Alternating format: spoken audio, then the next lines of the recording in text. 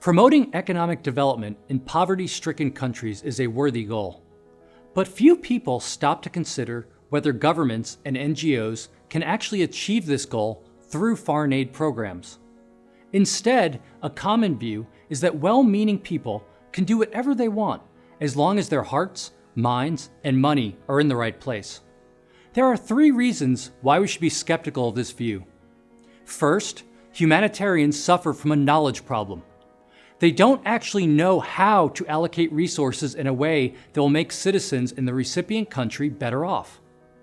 The knowledge required to make people better off can only be acquired by the people themselves, and not by a central authority. It can only be discovered through a market process, grounded in property, prices, and profit and loss. This doesn't mean that humanitarians can't produce stuff to give to a recipient nation, for example, when donating food for famine relief. It just means that they cannot plan general prosperity. To illustrate this, consider that in the Soviet Union, economic planners were able to produce lots of certain items, like infrastructure and military equipment. But these investments did not improve the well-being of average citizens, evidenced by the long waiting lines for basic items like bread and shoes.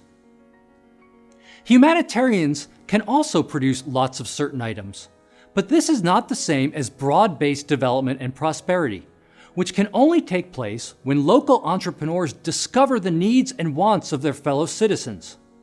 Second, economists don't have some universal blueprint for growth that can be neatly followed across societies. Economists know in broad terms what conditions are required for economic prosperity, such as private property rights, sound monetary policy, and the rule of law. But they know much less about how to develop these conditions.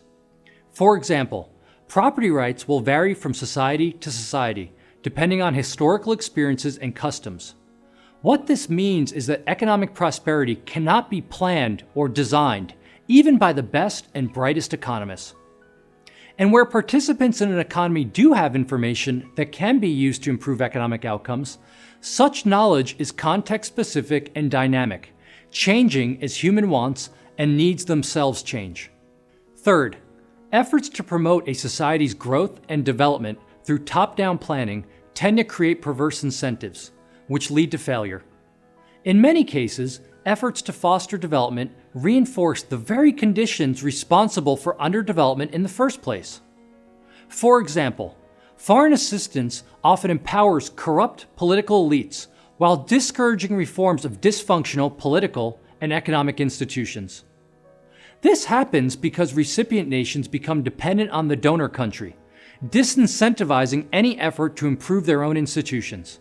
Instead of viewing economic development as something that is created or planned through aid, it is more accurate to view development as an ongoing process of discovering new and improved ways of creating value for people.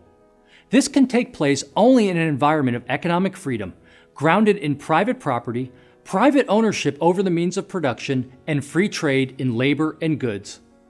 This process is messy and full of mistakes, but is the only way to achieve development. This matters for the way we think about humanitarian action. Those wishing to improve the human condition must recognize the constraints on their ability to engage in development.